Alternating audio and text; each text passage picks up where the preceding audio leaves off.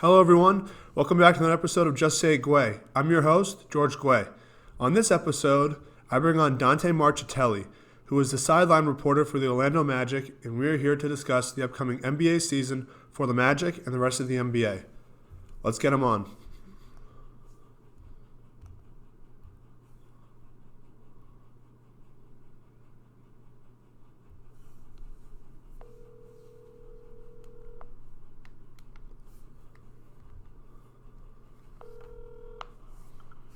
Hello.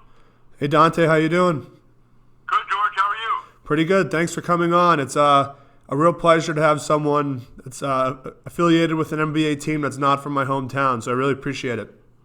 Yeah, no problem, man. Are you hearing me okay on this connection? Yep, can hear you loud and clear. Okay, great. Awesome. Great.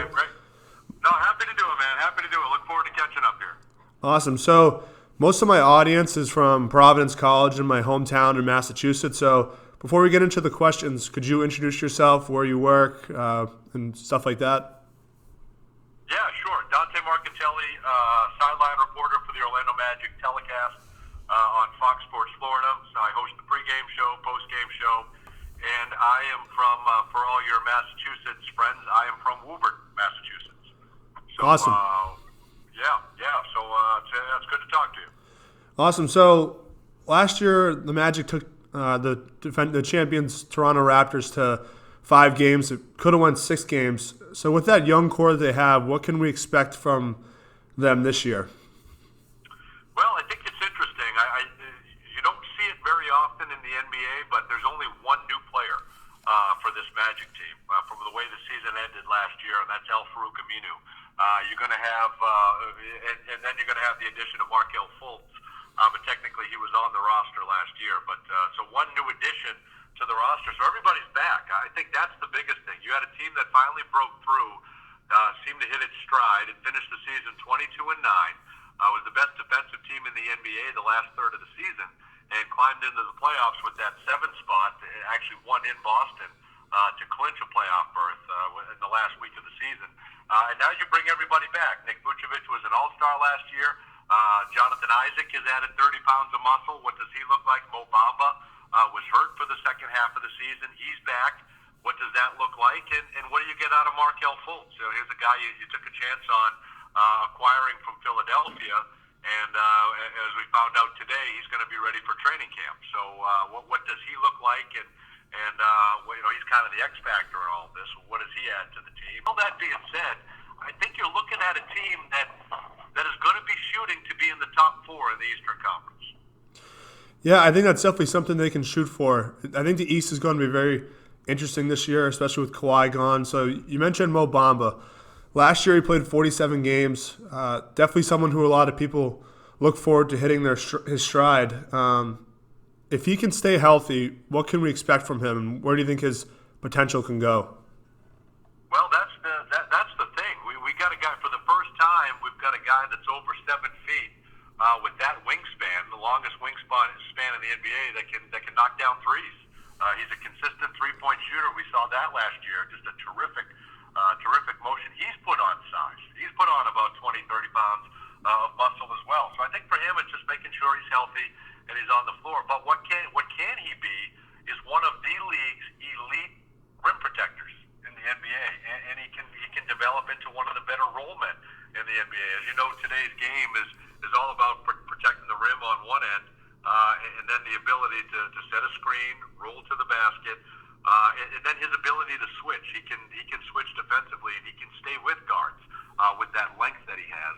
And I think Jeff Weltman and John Hammond have done a great job of adding length to this team and making it a versatile, long team defensively that's going to be tough to score on. So I think he can be one of the elite rim protectors, and I think he can be a solid 3-point shooter. So I think you're going to see those two facets, and he's going to be a shot blocker. This guy is going to be one of the better shot blockers in the NBA if we can keep him healthy. Yeah, I really look forward to him succeeding. I got to meet him last year when you guys came to Boston, and he's such a great person. I think he will definitely succeed. So you mentioned what did you think in person, George? I mean, did it match up what you hear about his size and length? Did he look every bit as tall and long as you see on TV? Oh, for sure, the length and size definitely. It's I don't think the TV does it justice, but I think that him putting on muscle will be huge. I think that him coming into the NBA young, especially at that position, you saw it with Dwight Howard. A lot of the big guys really struggle at first. They're not struggle, but getting used to it. And I think that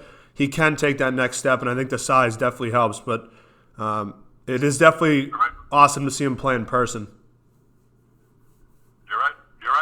So we got to get him back. We got to get him healthy, and he'll have an opportunity to back up Nick Vucevic. And again, if he's consistent with that shot, if he's always attacking, protecting the rim, then I think we're going to have a solid year out of him. Yeah. So also the addition of Markelle Fultz, former number 1 draft pick out of Washington. His time in Philadelphia didn't work out. Obviously, he had the injuries that limited him. Do you think that a new situation in Orlando with another young, great core on offense can help him?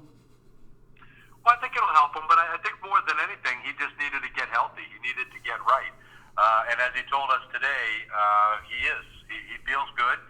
He looks good. He looks like he's lost weight. He looks to be in great shape. And we got to, for the first time since we've had him, we've got to see him get some shots up and handle the basketball. And he addressed the media a little bit and said he'll be ready for training camp. And he was asked if he'd be ready for game 1, and he said he's kind of going to take it day by day. But the goal is to have him for the majority of the year, if not the entire season. And what does that look like? I mean, the guy was the former number 1 pick for a reason. We saw the talent that this guy had in college, and then he told us today, he's even hungrier than he's ever been, and he's smarter now 2 years later than he was when he got taken out, because he had the game taken away from him for 2 years, and that just built that hunger and built that fire and built that desire to get back out there on the floor, and he's ready to go. So again, like he's pointed out, he's only played 33 games in 2 years, but if he can stay healthy, I think that's going to be the big thing this year. Just stay healthy out there on the floor. He's worked so hard to be able to come back and join this group. You got 3 21-year-olds in him, Mo, and Jonathan Isaac that could potentially be, the future of this team for a very long time. And they've built camaraderie. Getting him at the end of last year was huge. So you've already started to establish those relationships. They continued through the summer. He hasn't taken a summer vacation since he got drafted. He just works. The guy just works in the gym all throughout the summer. So I think that can only be good. And then you just see where it goes from there. But I think with that young core that you mentioned, Aaron Gordon in the mix as well, and then of course Nick Vucevic, Terrence Ross coming off the bench. If he's a guy that can facilitate the offense, get it to those guys in the right spots, be a go-to guy at the end of the game eventually, maybe not right away, a guy that can hit a pull-up jumper and a guy that can get to the basket, he could be tremendous for this team. Yeah, so you mentioned Vucevic. Obviously, he was the star of the team last year. He was an all-star. How important was it for the Magic to get him back? There were a lot of teams in the mix, Dallas, Sacramento, even Boston. I really wanted him to come to Boston to replace Al Horford, especially a younger talent. What do you think led him to coming back, and how important is it to have him back? It's huge, man. It's huge. He was here for 7 years, and for 6 of them, he missed the postseason. And for him to get back here and be a part of all of this, it was just absolutely huge. And I think he wanted to continue on where he was here through all the lean years, and he wanted to see this thing through. So now you make it to the postseason this last year, and he wants to be a part of it moving forward. So I think it was huge because Coach Cliff has so much trust in him. He's probably the smartest guy on the team, and he's one of our best passers on the team. And if you put the ball in his hands and let the offense kind of run through him, he always makes the right decision when he has a chance. Like you said, there's a lot of Al Horford in there. He can shoot the three, he can spread the floor. He's a willing defender. He's not the best defender, but he's willing, and he'll put himself in the right positions. But he makes the right pass almost every time. He's a great rebounder, and he can shoot. He can shoot from anywhere on the floor. So he's a team-first guy, and he's always looking to make a play for somebody else. So I think, for all of those reasons, he's the best player on this team, and so why he was recognized as an all-star last year, and they rode his shoulders to get to the postseason. So I think he's the glue guy. He's the guy you can kind of put it in his hands and let the offense run. And I think for all of those reasons, it was huge to have him back, not only for him to finish what he started here in Orlando, but for this team because he's such a big part of its offense. Yeah, I definitely agree. I think out of all those All-Stars last year, he's definitely the most underrated and can definitely get better. So there's other guys in this nucleus for the team: Aaron Gordon, Terrence Ross, and Evan Fournier, and there are other guys that can even be added to it, like Markel and Mo Bamba. What do you think is the best part about all of them going forward? I'd say it's their youth, but what do you think is the best thing about them? I think it's their youth. You're right. Obviously, they've got years ahead of them, but you got to figure, Booch and Ross are both 28, and they'll tell you they didn't really hit their prime until this past year. So you've got some time for these guys to kind of get there. Honestly, it's their work ethic and the personalities that these guys have. They don't know Aaron Gordon and Jonathan Isaac and Markel Fultz. These guys don't know anything else but being in the gym. It's the way they grew up. It's the way they trained. It's what's got them to this level. And that's all they know. They just, every waking moment, they want to be in the gym, either working out or working on some part of their game. And I think when you're wired that way, not to exclude anybody, I'm saying this entire team as a unit, has that work ethic. And I think when you have everybody in the NBA, George, as you know, 450 players are all talented enough to be here. But I think it's the guys that put in the extra work, as Kobe's been saying the last couple of weeks. Those are the ones that separate themselves, and these guys have that. And I think that's why they made it to the playoffs last year, and I think that's why they're going to make a big jump this year and get to and I think host a first round playoff series. I think they have that in them. But as you know, this team defends. If you're looking for an actual tangible thing to rest your hat on, it's defense. I think this is going to be a top 5 defensive team in the NBA, just with that length and that versatility and the ability for every position to switch. I think it's going to be hard for teams to score on them. Yeah, the pieces that they have can definitely lead to that top 5 goal. So this year in the draft, the Magic picked at 16, and they picked Chuma Okeke out of Auburn, who went on a deep run into the NCAA tournament. What do you think it was that led the Magic to see something in him that made them want to pick him? Well, I think he fits all those things we've been talking about. He's got length. He's 6'7", 6'8", and he can shoot the three. I think if there's one thing I know about John Hammond and Jeff Weltman, remember, this is for your listeners that don't know, that's the group that was in Milwaukee that took a chance on Giannis Antetokounmpo. That was the front office when Giannis was drafted. And it was Jeff Weltman, who's now our president of basketball operations, that convinced John and said, we need to go to Greece and see this guy. We owe it to ourselves to do our due diligence. And they took him at 15, out of the lottery there that summer. So this group values length. They value length. They value defense. They value versatility. This age of positionless basketball, that's what they value. And I think they saw something in Chuma with that. He's a consistent three-point shooter. That's the other thing. They love guys that can spread the floor, but they look for that length and that defensive versatility, and he fits that mold. But again, a terrific three-point shooter, and they look for good people, and they look for people that are about the right things, and people that want to make their teammates better and are in it for the right reasons. So when the Magic organization drafts somebody, they've done their due diligence, and they feel that those are the qualities in the individual they're picking. And we see that with Jonathan Isaac. We see it with Mo Bamba. And I think we're going to see that with Chuma Okeke. Won't play this year, but when he comes back next year, now you've got another guy that you can throw into that mix. Yeah, so just some questions about the league. So it seems like the Magic are definitely, building their team through the draft. So there's different ways the league has done it. They build through free agency. Like, let's say the Clippers have done tanking, like how Philadelphia did, or like the Magic. You use your scouts and you build through picks, kind of like how Milwaukee has done with their front office, Boston with some of their players, and even the Golden State Warriors, even though it sounds weird that all their All-Stars were just draft picks. So do you think there's a best way to do it? Well, that's very interesting. I think there's a lot of ways to get there. I think at the end of the day, you can't miss on your draft picks. And I think there's other ways to do it. I think the bigger markets tend to get the bigger free agents. You mentioned L.A., the Lakers, and now the Clippers, as we saw this past summer. And I know you just mentioned those are the free agent destinations. Brooklyn has become that. The bigger cities tend to get the bigger free agents now that everybody has the money. It used to be just kind of, if a smaller market team had the money, they could spend it on those guys. But teams have been too good and too diligent. There's a lot of teams that have money available. So if that's the case, and if you're not going to get marquee free agents, not to say that this team won't, but they haven't been able to the last couple of years, You just have to get the best draft pick where you land, and you have to be smart about where you spend your dollars, and you have to get the right guy with the money you have available. And I think you should always play to win. I think you owe it to your fans. I think you owe it to the players that are on that team that are playing for contracts themselves.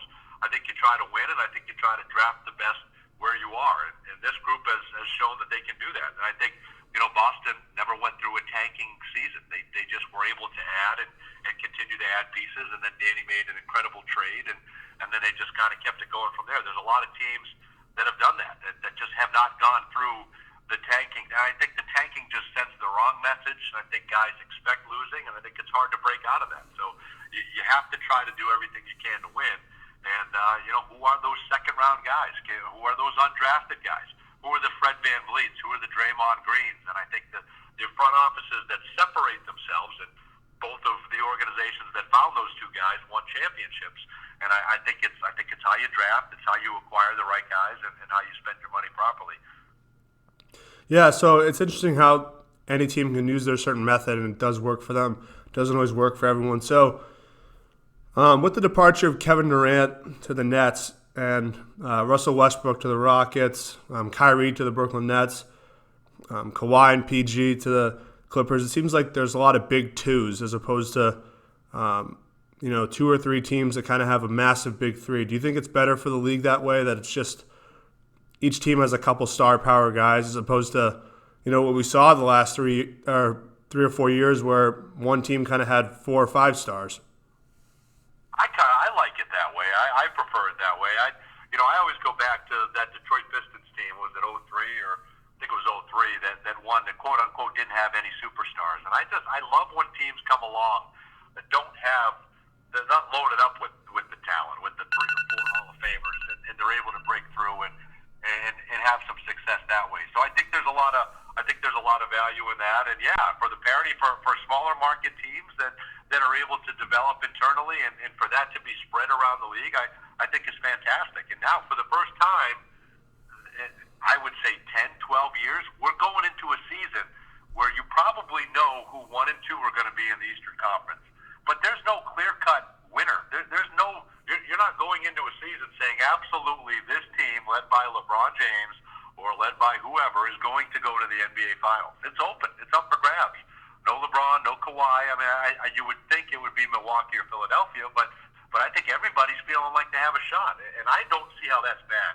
It loaded up the Western Conference, so there's going to be terrific competition out there, and you have 15 teams in the East that feel they can potentially win and get to an NBA Finals. So I think that's great for the NBA and for its fans. Yeah, I agree. It's better for the league that way. So obviously, when I was a kid, the biggest stars were like Dirk, Kobe, Duncan. They played their whole career with one team. Some of them for 2 decades, even more. I always thought that Russell Westbrook or maybe even Giannis were going to be the last 2 guys to play a career with one team. And you saw the Westbrook trade. You even hear those Giannis rumors that he could leave Milwaukee. Do you think that the standard now in the NBA is that won't really happen anymore? Well, I think it's hard. I think guys will stay through that second contract, and then if they feel they don't have a chance to win, then sometimes we start to see movement. I think it's different with the individual. I think there are certainly guys. I think it's sad to see what happened with Anthony Davis, just because we lived that with Dwight Howard, and you would caution him. And ironically, it was to the same team that they both ended up on, and ironically, they're both teammates. But you would caution a guy. The grass isn't always greener. And you think, okay, I want to get out of this situation. I want to get to a bigger market. And Dwight Howard was never the same player since he left here. He kind of was always searching for that love and admiration that he had in this town, and was never really able to find it. And was that going to be the same for Anthony Davis? So I think guys are different. I think guys have different paths that they want to go to. But I think listen, it's been very rare to this point where you've had a guy play 19, 20 years at all in the NBA anyway, let alone that many years with one team. It just doesn't happen. So I still think that's going to continue to be rare. I think a lot of these guys are friends, and by the time their careers are done, they want to play together, and that's certainly their prerogative, and they can do that. So I think for those reasons, and they're concerned about their legacy. Everybody wants to find a way to win, and you're going to bounce around until you have a chance to do that. So